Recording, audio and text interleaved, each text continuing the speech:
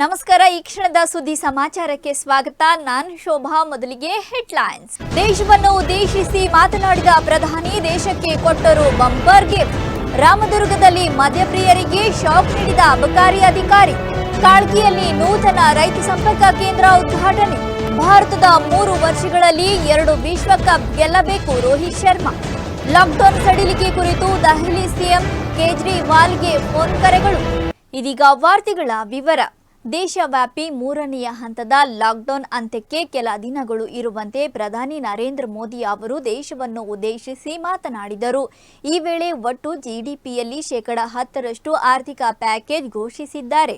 ಗುಡಿ ಕೈಗಾರಿಕೆ, ಕರಕುಶಲ ಉದ್ಯಮ, ಎಂಎಸ್ಎಂಇ ಉದ್ಯಮ, ಮಧ್ಯಮ ವರ್ಗದವರಿಗೆ, ಭಾರತೀಯ ಉದ್ಯೋಗ ಜಗತ್ತಿಗೆ ನ್ಯಾಯಯುತವಾಗಿ ತೆರಿಗೆ ಕಟ್ಟುವವರಿಗೆ, ದೇಶಕ್ಕಾಗಿ ಹಗಲಿರುಳು ದುಡಿಯುತ್ತಿರುವ ಶ್ರಮಿಕರಿಗೆ, ರೈತರಿಗೆ 20 ಲಕ್ಷ ಕೋಟಿ ರೂಪಾಯಿ ಆರ್ಥಿಕ ಪ್ಯಾಕೇಜ್ ನೀಡಲಾಗುತ್ತಿದೆ ಎಂದು ಹೇಳಿದರು. ಕೋಟ್ಯಾಂತರ ಭಾರತೀಯ ಆತ್ಮಬಲದ ಭೂಮಿ, ಹಣದ ಹರಿವಿಗೆ, ಸಣ್ಣ ಉದ್ದಿಮೆಗಳಿಗೆ ಈ ಪ್ಯಾಕೇಜ್ ನೆರವಾಗಲಿದೆ. ಪ್ರತಿಯೊಬ್ಬ ನಾಗರಿಕ ಸ್ಥಳೀಯವಾಗಿ ತಯಾರಿಸುವ ಉತ್ಪನ್ನಗಳನ್ನೇ ಖರೀದಿ ಮಾಡಬೇಕು ಎಂದರು. ಭಾರತದಲ್ಲಿ ಸಂಪನ್ಮೂಲಗಳು ಮತ್ತು ಪ್ರತಿಭೆಗಳಿವೆ. ಅಗಾಧ ಪ್ರಮಾಣದಲ್ಲಿ ಅದು ಉತ್ತಮ ಉತ್ಪನ್ನಗಳನ್ನಾಗಿ ಮಾಡಿ ಗುಣಮಟ್ಟ ಮತ್ತು ಪೂರೈಕೆ ಸರಪಳಿಯನ್ನು ಸುಧಾರಿಸುವಂತೆ ಮಾಡಲಿದೆ. ಕೊರೋನಾ ವೈರಸ್ ಬಿಕ್ಕಟ್ಟು ಒಂದು ದೊಡ್ಡ ಅವಕಾಶ. 21ನೇ ಶತಮಾನದ ಭಾರತವನ್ನು ಬಲಪಡಿಸುವುದು ನಮ್ಮ ಜವಾಬ್ದಾರಿಯಾಗಿದೆ.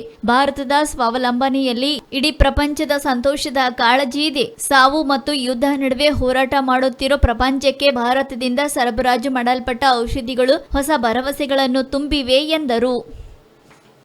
तो ये करीब 20 लाख करोड़ रुपए का है। 20 लाख करोड़ रुपए का है ये पैकेज। भारत की जीडीपी का करीब 10% है। इन सबके जरिए देश के विभिन्न वर्गों को आर्थिक व्यवस्था की कड़ियों को 20 लाख करोड़ रुपए का संबल मिलेगा, सपोर्ट मिलेगा। 20 लाख करोड़ रुपए का ये पैकेज 2020 में देश की विकास यात्रा को 20 लाख 2020 में आत्मनिर्भर भारत अभियान को एक नई गति देगा।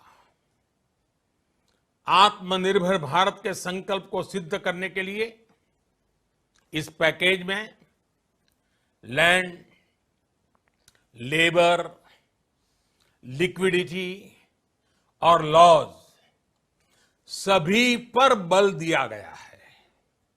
ये आर्थिक पैकेज हमारे कुटीर उद्योग, गृह उद्योग, हमारे लघु मंझोले उद्योग, हमारे एमएसएमई के लिए हैं, जो करोड़ों लोगों की आजीविका का साधन है, जो आत्मनिर्भर भारत के हमारे संकल्प का मजबूत आधार है। ये आर्थिक पैकेज देश के उस श्रमिक के लिए हैं, देश के उस किसान के लिए हैं, जो हर स्थिति, हर मौसम में देशवासियों के लिए दिन रात परिश्रम कर रहा है। ये आर्थिक पैकेज हमारे देश के मध्यम वर्ग के लिए है, जो ईमानदारी से टैक्स देता है, देश के विकास में अपना योगदान देता है। ये आर्थिक पैकेज भारतीय उद्योग जगत के लिए है, जो भारत के आर्थिक सामर्थ्य को बुलंदी देने के लिए संकल्पित है। कल से शुरू करके आने वाले कुछ दिनों तक वित्त मंत्री जी द्वारा आपको आत्मनिर्भर भारत अभियान से प्रेरित इस आर्थिक पैकेज की विस्तार से जानकारी दी जाएगी। ರಾಮದುರ್ಗ ನಗರದಲ್ಲಿ ಎಲ್ಲ ಮದ್ಯದ ಅಂಗಡಿಗಳಲ್ಲಿ ಮಾಸ್ಕ್ ಧರಿಸಿಕೊಂಡವರಿಗೆ ಮಾತ್ರವೇ ಮದ್ಯವನ್ನು ನೀಡಬೇಕು. ಹಾಗೆಯೇ ಅವರ ಕೈಗೆ ಸ್ಯಾನಿಟೈಸರ್ ಹಚ್ಚಿ ನಂತರವೇ ಮದ್ಯಪ್ರಿಯರಿಗೆ ಮದ್ಯ ಕೊಡಬೇಕು. ಅಬಕಾರಿ ಇಲಾಖೆ ಅಧಿಕಾರಿಗಳು ಎಚ್ಚರಿಕೆ ನೀಡಿದ್ದಾರೆ. ಮದ್ಯ ಬಿಯರ್ಗಳ ಮೇಲೆ ಇರೋ ಎಂಆರ್ಪಿ ದರ ರೂಪಾಯಿ ಎಷ್ಟು ಇದೆ ಅಷ್ಟೇ ಹಣ ತೆಗೆದುಕೊಳ್ಳಬೇಕು. ಹೆಚ್ಚಿನ ದರ ತೆಗೆದುಕೊಂಡರೆ ಅಂತಹ ಮದ್ಯದ ಅಂಗಡಿಗಳ ಮೇಲೆ ದಂಡ ವಿಧಿಸಲಾಗುವುದು. ಹಾಗೆಯೇ ಸರ್ಕಾರದ ಆದೇಶ ಅನುಸಾರದಂತೆ ನಿಯಮಿತವಾಗಿ ಮಾತ್ರವೇ ಮದ್ಯ ಕೊಡಬೇಕು. ಹಾಗೆ ಹೆಚ್ಚುವರಿ ಮದ್ಯ ಕೊಟ್ಟರೆ ಮದ್ಯ ಕೊಟ್ಟವರಿಗೂ ಮದ್ಯ ತೆಗೆದುಕೊಂಡವರಿಗೂ ದಂಡ ವಿಧಿಸಲಾಗುವುದು ಮತ್ತು ಮದ್ಯದ ದರದಲ್ಲಿ ಹೆಚ್ಚು ಕಡಿಮೆ ಮಾಡಬಾರದು ಎಂದು ರಾಮದುರ್ಗ ನಗರದಲ್ಲಿ ಎಷ್ಟು ಮದ್ಯ ಮತ್ತು ಬಿಯರ್ ಮಾರಾಟವಾಗಿದೆ ಎಂದು ಮಾಹಿತಿ ಕೊಟ್ಟರು. ಹಾಗೆಯೇ ಲಾಕ್ಡೌನ್ ಇಂದ ಇಲ್ಲಿಯವರೆಗೆ ಎಷ್ಟು ಕೇಸ್ ಆಗಿವೆ, ಎಷ್ಟು ಮದ್ಯ ಸಿಕ್ಕಿದೆ, ಎಷ್ಟು ವಾಹನ, ಎಷ್ಟು ಕಳ್ಭಟ್ಟಿ ಸಾರಾಯಿ ಸಿಕ್ಕಿದೆ ಎಂದು ಪೂರ್ತಿಯಾಗಿ ಮಾಹಿತಿ ಪಡೆದುಕೊಂಡರು. ಹಾಗೆ ಎಂಎಸ್ಐಎಲ್ ಅಂಗಡಿ ಎಷ್ಟು, ವೈನ್ ಶಾಪ್ ಎಷ್ಟು ಎಂದು ಪೂರ್ತಿ ಮಾಹಿತಿ ನೀಡಿದರು. ಈಗ ಒಟ್ಟು ಲಾಕ್ಡೌನ್ ಆಗಿಂದ ಟೋಟಲಿ ನಮ್ಮಲ್ಲಿ 3 ಪ್ರಕರಣಗಳು ಅಂದರೆ ನಾನ್ ಬೇಲೇಬಲ್ ಐ ಡಿ ಅಂತಂದರೆ ಇದು ಕಳ್ಬಟ್ಟಿ ಮೇಲೆ 13 ಪ್ರಕರಣಗಳ ಮಾಡಿದ್ದೀವಿ. 13 ಪ್ರಕರಣದಲ್ಲಿ 11 ದ್ವಿಚಕ್ರ ವಾಹನವನ್ನು ನಾವು ವಶಪಡಿಸಿಕೊಂಡಿದ್ದೀವಿ. ತದನಂತರ ಅದರಲ್ಲಿ 45 ಲೀಟ್ರ್ ಕಳ್ಬಟ್ಟಿ ಹಾಗೂ 5.420 ಲೀಟ್ರ್ ಗೋವಾ ಮತ್ತು ವಶಪಡಿಸಿಕೊಂಡು ಟೋಟಲ್ 13 ಪ್ರಕರಣ ಆಗಿದ್ದಾವೆ. 2 ELC ಕೇಸು ಆಗಿದ್ದಾವೆ. ಈಗ ಮತ್ತೆ ಅದೇ ಥರನಾಗಿ ಕಂಟಿನ್ಯೂ ಆಗಿ ಮಾಡ್ತಾಯಿದ್ದೀವಿ. ಅಮೌಂಟ್ ಇದಕ್ಕೆ IML ನಮ್ಮ ಅಂಗಡಿಗಳಿಗೆ ಸಂಬಂಧಪಟ್ಟಂತೆ ತಮಗೆ ಹೇಳ್ಬೇಕಂದ್ರೆ ನಮ್ಮ ತಾಲೂಕಿನಲ್ಲಿ ಎವರೇಜ್ ಸುಮಾರು 687 ಬಾಕ್ಸ್ ಮಧ್ಯೆ ಒಂದು 112 ಬೀರ್ ನಿನ್ನಿಗೆ ಈ ಥರನಾಗಿ ಒಂದು ಸ್ವಲ್ಪ ಹೆಚ್ಚು ಕಡಿಮೆ ಆಗ್ತಿರ್ತಾವೆ, ಅಷ್ಟು ಮಾರಾಟ ಆಗ್ತಿರ್ತವೆ. ಇದ್ರದ್ದು ಅಮೌಂಟ್ ಅಪ್ರೋಕ್ಸಿಮೇಟ್ಲಿ ಮದ್ಯದ್ದು 24,05,865 ಆಗುತ್ತೆ. ಬೀರದ್ದು 2,24,440 ಆಗುತ್ತೆ. ಟೋಟಲ್ ಒಂದು 26-27 lakh sir. Ramadurga wine shop ಮತ್ತು ಬಾರ್ ಎಷ್ಟು ಇದಾವೆ ಸರ್? ಇಲ್ಲೇ ಹಾಂ ಸರ್, ರಾಮದುರ್ಗ 15 CL2 ಇದ್ದಾವೆ. ಹಾಂ ಸರ್. ನೆಕ್ಸ್ಟ್ 3 MSL ಅದಾವೆ. ಹಾಂ ಸರ್. 3 CL7 ಅದಾವೆ. ಹಾಂ ಸರ್. ಟೋಟಲ್ ಎಲ್ಲ ಸೇರಿಕೊಂಡು 30 ಅದಾವೆ. ಮುಧೋಳ್ ಗ್ರಾಮದಲ್ಲಿ ಮಾಸ್ಕ್ ಧರಿಸಲು ಕಟ್ಟುನಿಟ್ಟಿನ ನಿಯಮ ಪಾಲಿಸದವರಿಗೆ ದಂಡ ವಸೂಲಿಗೆ ಮುಂದಾದ ಗ್ರಾಮ ಪಂಚಾಯಿತಿ ಸಿಬ್ಬಂದಿಗಳು. ಕಲಬುರಗಿ ಜಿಲ್ಲೆಯ ಸೇಡಂ ತಾಲೂಕಿನ ಮುಧೋಳ್ ಗ್ರಾಮ ಪಂಚಾಯಿತಿ ಕೇಂದ್ರ ಸ್ಥಾನದಲ್ಲಿ ಮಾಸ್ಕ್ ಧರಿಸದಿದ್ದರೆ ದಂಡ ವಸೂಲಿಗೆ ಮುಂದಾಗಿದ್ದರಿಂದ ಮುಧೋಳ್ದಲ್ಲಿ ಬರುವ ಜನರೆಲ್ಲ ಮಾಸ್ಕ್ ಧರಿಸುತ್ತಿದ್ದಾರೆ. ಈ ನಿಯಮಗಳನ್ನು ಪಾಲಿಸಿಕೊಂಡು ಹೋಗುವುದು ಉತ್ತಮ. ಇತರ ಗ್ರಾಮಗಳಿಗೆ ಮಾದರಿಯಾದರೆ ಪ್ರಗತಿ ಕೃಷ್ಣ ಬ್ಯಾಂಕ್ಗೆ ಬರುವ ಜನರು ಮಾತ್ರ ಅಂತರ ಕಾಯ್ದುಕೊಳ್ಳದೆ ಇರುವುದು ಮುಧೋಳ್ ಗ್ರಾಮದ ಜನರಿಗೆ ಆತಂಕ ಸೃಷ್ಟಿಯಾಗಿದೆ. ಬ್ಯಾಂಕ್ ವ್ಯವಹಾರಕ್ಕೆ ಬ್ಯಾಂಕ್ ಸಿಬ್ಬಂದಿ ಸೂಕ್ತ ಸಲಹೆ ಅವಶ್ಯಕತೆ ಇದೆ. ಕಾಳ್ಗಿ ತಾಲೂಕಿನ ರೈತ ಸಂಪರ್ಕ ಕೇಂದ್ರದ ನೂತನ ಕಟ್ಟಡವನ್ನು ಶಾಸಕ ಡಾಕ್ಟರ್ ಅವಿನಾಶ್ ಜಾಧವ್ ಉದ್ಘಾಟಿಸಿದರು. ಕಲಬುರಗಿ ಜಿಲ್ಲೆಯ ಕಾಳ್ಗಿ ತಾಲೂಕಿನ RIDF 18 ಯೋಜನೆಯಡಿ ಅಂದಾಜು ಮೊತ್ತ 38 ಲಕ್ಷದ ನಿರ್ಮಿಸಿದ ರೈತ ಸಂಪರ್ಕ ಕೇಂದ್ರದ ನೂತನ ಕಟ್ಟಡವನ್ನು ಶಾಸಕ ಡಾಕ್ಟರ್ ಅವಿನಾಶ್ ಜಾಧವ್ ಲೋಕಾರ್ಪಣೆಗೊಳಿಸಿ ಅವರು ಮಾತನಾಡಿ, KRIDL ನಿರ್ಮಿಸುತ್ತಿರುವ ಸರ್ಕಾರಿ ಕಟ್ಟಡಗಳು ಎಲ್ಲ ಕಡೆ ಕಳಪೆಯಾಗಿವೆ. ಇನ್ನು ಮುಂದೆ ತಮ್ಮ ಕ್ಷೇತ್ರದಲ್ಲಿ ಯಾವುದೇ ಕಾರಣಕ್ಕೂ ಕಳಪೆ ಕಾಮಗಾರಿಗಳನ್ನು ಸಹಿಸುವುದಿಲ್ಲ ಎಂದು ಶಾಸಕ ಡಾಕ್ಟರ್ ಅವಿನಾಶ್ ಜಾಧವ್ ಹೇಳಿದರು. ಯಾಕಂದ್ರೆ ಇವಾಗ ಸೀಸನ್ ಸ್ಟಾರ್ಟ್ ಆಗ್ತಿದೆ, ಸೀಟ್ಸ್ ಎಲ್ಲ ಇವಾಗ ಸೀಟ್ಸ್ ಎಲ್ಲ ವಿತರಣೆ ಎಲ್ಲ ಆಗುತ್ತೆ. ಸೊ ಅಲ್ಲಿ ಸೋಷಿಯಲ್ ಡಿಸ್ಟೆನ್ಸ್ ಮೇಂಟೈನ್ ಆಗಲ್ಲ ಅಂತ ಇಲ್ಲಿ ಸ್ಟಾರ್ಟ್ ಮಾಡಿದೀವಿ. ಆಮೇಲೆ ಇವಾಗ ಇದು RSK 16, 17, 18 ಕಾಮಗಾರಿಕೆ ಇವಾಗ ಇಷ್ಟು ವರ್ಷ ಆದ್ಮೇಲೆ ಲ್ಯಾಂಡ್ ಆರ್ಮಿಯಿಂದ ಇವಾಗ ನಾವು ಓಪನಿಂಗ್ ಮಾಡಿದೀವಿ. ಆದ್ರೂ ಕೂಡ ಇವಾಗ DD ಅಗ್ರಿಕಲ್ಚರ್ ಅವರು ಇದ್ದಾರೆ. ಇವು ಕಂಪ್ಲೀಟ್ 100% ಕೆಲಸ ಆತರ ಸ್ಯಾಟಿಸ್ಫೈಡ್ ಕೆಲಸ ಆಗಿಲ್ಲ. ಯಾಕಂದ್ರೆ ZP ಸಾಹೇಬ್ರೆಲ್ಲ ಇದ್ದಾರೆ, ZP ಅವರು, ಗ್ರಾಮ ಪಂಚಾಯತ್ ಅವರು, ಪಟ್ಟಣ ಪಂಚಾಯತ್ ಅವರು, ಚೀಫ್ ಆಫ್ ಎಲ್ಲ ಇದೀವಿ, ಎಲ್ಲ ಅಧಿಕಾರಿಗಳು ಇದ್ದಾರೆ. ಬಟ್ ಅದು ನೋಡಿದ್ರೆ ಅದು ಸ್ಯಾಟಿಸ್ಫೈಯಿಂಗ್ ವರ್ಕ್ ಇಲ್ಲ. ಅದಕ್ಕೆ ನಾವು DD ಅವ್ರಿಗೆ ಇನ್ಸ್ಪೆಕ್ಟ್ ಮಾಡಿದೀವಿ. ಹ್ಯಾಂಡ್ ಓವರ್ ತಗೋಬೇಡಿ, ಇನ್ನು ಏನಾದ್ರು ಅಗ್ರಿಮೆಂಟ್ ಮಾಡಿ, ಅದು ರೈತ ಪರವಾಗಿ ಅನುಕೂಲ ಆಗ್ಬೇಕಂತ ನಾವು ಓಪನಿಂಗ್ ಮಾಡಿದೀವಿ. ಕಂಪ್ಲೀಟ್ ಆದ್ಮೇಲೆ ಹ್ಯಾಂಡ್ ಓವರ್ ತಗೊಳ್ಳಿ ಅಂತ ಹೇಳಿದೀವಿ. ಪೂರ್ಣಗೊಳ್ಳದಿದ್ರು ನೀವು ಉದ್ಘಾಟನೆ ಮಾಡಿದಿರಲ್ಲ ಸರ್? ಇವಾಗ life should go on. Social distance maintain ಮಾಡಬೇಕು. ಹಂಗೆ ಕೊರೋನಾ ಇದೆ ಅಂತ ಸುಮ್ಮನೆ ಕೊಡಕ್ಕೂ ಆಗಲ್ಲ. ಕೊರೋನಾ ಸೋಷಿಯಲ್ ಡಿಸ್ಟೆನ್ಸ್ ಫಾಲೋ ಮಾಡಬೇಕು, ಹೈಜೀನ್ ಫಾಲೋ ಮಾಡಬೇಕು. ಬಟ್ ರೈತರ ಪರವಾಗಿನೂ ಕೆಲಸ ಮಾಡಬೇಕು. ಯಾಕಂದ್ರೆ ರೈತರೆಲ್ಲ ಪೂರ್ತಿ ನಾವು ಊಟ ಮಾಡೋದು ರೈತ ಪರವಾಗಿ. ಇವಾಗ ರೇಷನ್ ಕೊಡ್ತಿದೀವಿ ನಾವು, ರೇಷನ್ ಎಲ್ಲಿಂದ ಬರ್ತಿದೆ? ರೈತರು ಮಾಡಿದ್ದಾರೆ, ಅದಕ್ಕೆ ಬರ್ತಿದೆ. ಸೊ ಅದಕ್ಕೆ ರೈತರು ನಮ್ಮ ದೇವರು. ಸೊ ಅದಕ್ಕೆ ಅವ್ರಿಗೋಸ್ಕರ ಕೆಲಸ ಮಾಡ್ತಾ ಇದೀವಿ, ಅವ್ರ ಅನುಕೂಲಗೋಸ್ಕರ ಮಾಡ್ತಾ ಇದೀವಿ. ಕೊರೋನಾ ಬರುತ್ತೆ, ಕರೋನಾ ಇನ್ನೂ ಇದ್ರು, ಸೊ ಟೈಮ್ ಆಗುತ್ತೆ ಹೋಗಕ್ಕೆ. ಸೊ ಅದಕ್ಕೆ ನಾವು ವೇಟ್ ಮಾಡೋಕ್ಕಾಗ ರೈತರ ಪರವಾಗಿ ಮಾಡಬೇಕಾಗಿದೆ. ಹಳೆಯದಾದ ರೈತ ಸಂಪರ್ಕ ಕೇಂದ್ರ ಚಿಕ್ಕದಾಗಿದ್ದು ರೈತರಿಗೆ ಸಾಮಾಜಿಕ ಅಂತರ ಕಾಪಾಡಲು ಹಾಗೂ ರೈತರಿಗೆ ಯಾವುದೇ ಸಮಸ್ಯೆಗಳು ಆಗಬಾರದೆಂಬ ಕಾರಣಕ್ಕಾಗಿ ತರಾತುರಿಯಿಂದ ಉದ್ಘಾಟನೆ ಮಾಡಲಾಗಿದೆ. ಉಳಿದ ಕೆಲಸಗಳನ್ನು ಮುಂದಿನ ದಿನಗಳಲ್ಲಿ ಪೂರ್ಣಗೊಳಿಸಬೇಕು ಎಂದು ಸ್ಥಳದಲ್ಲಿದ್ದ ಗುತ್ತಿಗೆದಾರರಿಗೆ ಖಡಕ್ ಎಚ್ಚರಿಕೆ ನೀಡಿದರು. ಚಿಂಚೋಳಿ ತಾಲೂಕಿನ ವನ್ಯಜೀವಿ ಧಾಮದ ಕೋತಿಗಳಿಗೆ ತಮ್ಮ ಹೊಲದಲ್ಲಿ ಬೆಳೆದ ಕಲ್ಲಂಗಡಿಯನ್ನು ಹಾಕಿ ಬಿಜೆಪಿ ಜಿಲ್ಲಾ ಉಪಾಧ್ಯಕ್ಷ ಶಾಂತು ರೆಡ್ಡಿ ಮಾನವೀಯತೆ ಮೆರೆದಿದ್ದಾರೆ. ಹೈದರಾಬಾದ್ ಕರ್ನಾಟಕ ಭಾಗದಲ್ಲಿಯೇ ವನ್ಯಜೀವಿ ಧಾಮ ಎಂಬ ಹೆಗ್ಗಳಿಕೆ ಹೊಂದಿರೋ ಚಿಂಚೋಳಿ ವನ್ಯಜೀವಿ ಧಾಮದಲ್ಲಿ ಅಳಿವಿನ ಅಂಚಿನಲ್ಲಿರೋ ಪ್ರಾಣಿ ಮತ್ತು ಸಸ್ಯ ಸಂಪತ್ತು ಕಾಣಬಹುದಾಗಿದೆ. ಇದೇ ಕಾಡಿನಲ್ಲಿ ಸಾವಿರಾರು ಸಂಖ್ಯೆಯಲ್ಲಿರೋ ಕೋತಿಗಳಿಗೆ ಕಲ್ಲಂಗಡಿ ಹಾಕಿ ಕಾಡು ಪ್ರಾಣಿಗಳ ಬಗೆಗಿನ ವಿಶೇಷ ಮಮಕಾರ ತೋರಿದ್ದಾರೆ. ಈ ಸಂದರ್ಭದಲ್ಲಿ ಭಾರತೀಯ ರೆಡ್ ಕ್ರಾಸ್ ಸಂಸ್ಥೆಯ ಸಭಾಪತಿ ಜಗನ್ನಾಥ್ ಶೇರಿಕರ್, ರಂಗಭೂಮಿ ಕಲಾವಿದರಾದ ರೇವಣಸಿದ್ದಯ್ಯ ನರ್ನಾಳ್ ಹಾಗೂ ಯುವ ಮುಖಂಡ ಕಿರಣ್ ಸಂಗ್ರಾಮ್ ಪಾಟೀಲ್ ಬಸಪ್ಪ ಇತರರು ಕಾಡಿನ 3-4 ಆಯಾಕಟ್ಟಿನ ಸ್ಥಳದಲ್ಲಿ ಹಿಂಡು ಹಿಂಡಾಗಿ ಬರುವ ಕೋತಿಗಳಿಗೆ ಕಲ್ಲಂಗಡಿ ಹಣ್ಣುಗಳನ್ನು ಕತ್ತರಿಸಿ ರಾಶಿ ಹಾಕಿ ಕೋತಿಗಳು ಹಸಿವು ನೀಗಿಸುವ ಮೂಲಕ ಮಾನವೀಯತೆ ಮೆರೆದರು.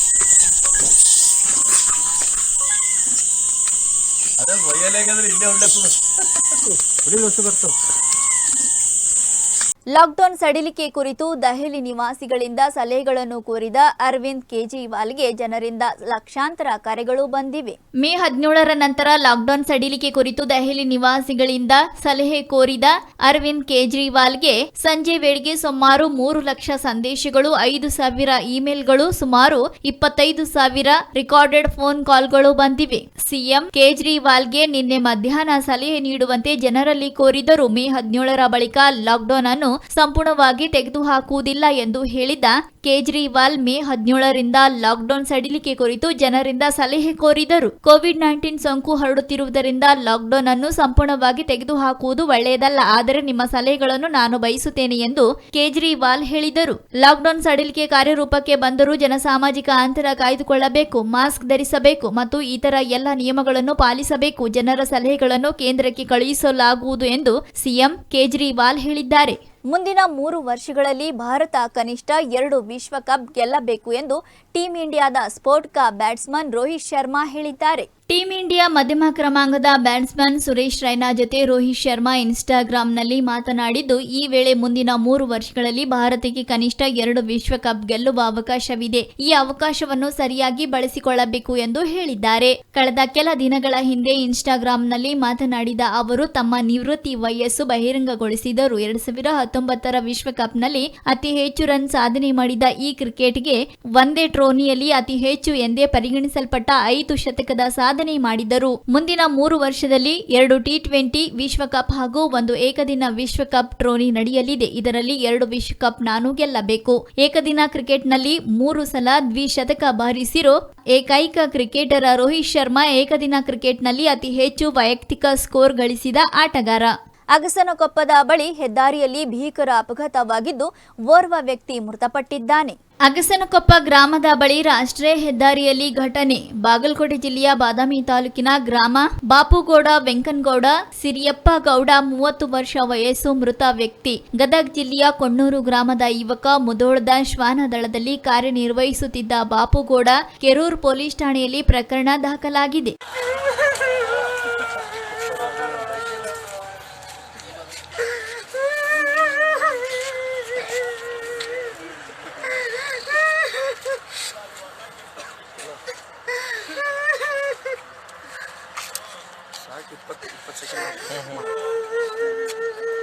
ಆಶಾ ಕಾರ್ಯಕರ್ತೆಯರ ಮೇಲೆ ಹಲ್ಲೆಗೆ ಯತ್ನಿಸಿದ 5 ಜನರ ವಿರುದ್ಧ ಎಫ್ಐಆರ್. ವಿಜಯಪುರ ಜಿಲ್ಲೆಯ ದೇವರಹಿಪ್ಪರ್ಗಿ ಮತಕ್ಷೇತ್ರದ ಕಲಕೇರಿ ಪೊಲೀಸ್ ಠಾಣೆಯಲ್ಲಿ ಪ್ರಕರಣ ದಾಖಲಾಗಿದೆ.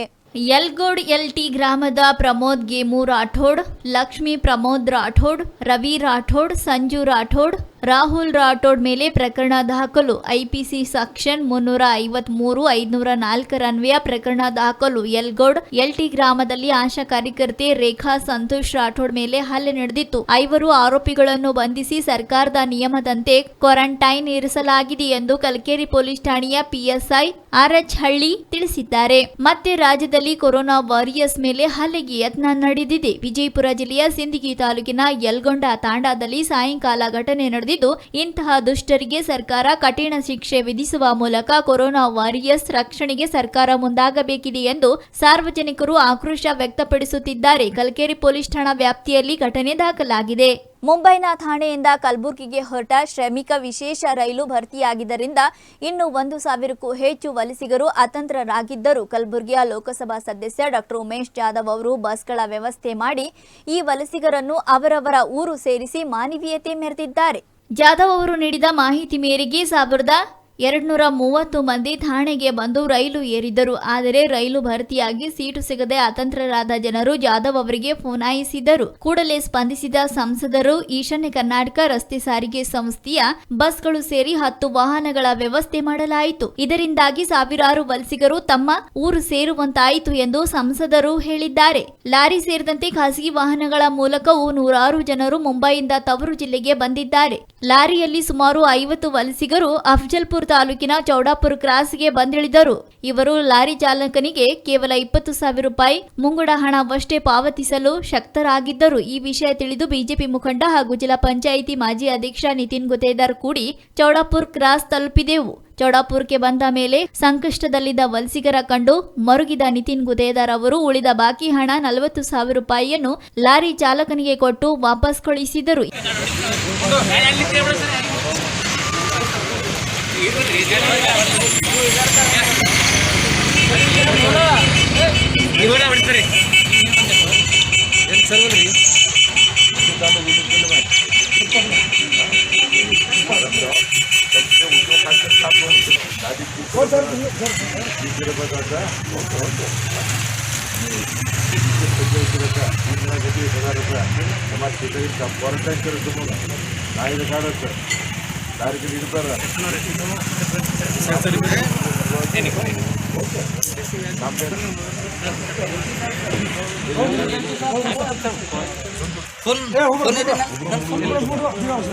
ಹಿಂದಿನವ್ರಿಗೆ ಕಾಣಲ್ಲ ಮುಂದಿನ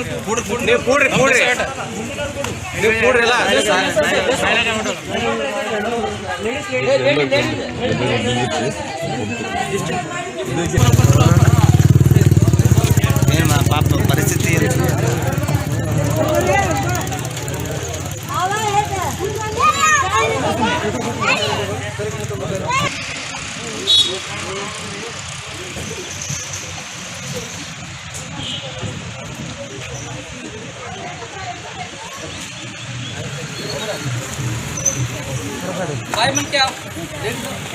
ಇದಾಗಿತ್ತು ಈ ಕ್ಷಣದ ಸುದ್ದಿ ಸಮಾಚಾರ. ವಂದನೆಗಳು.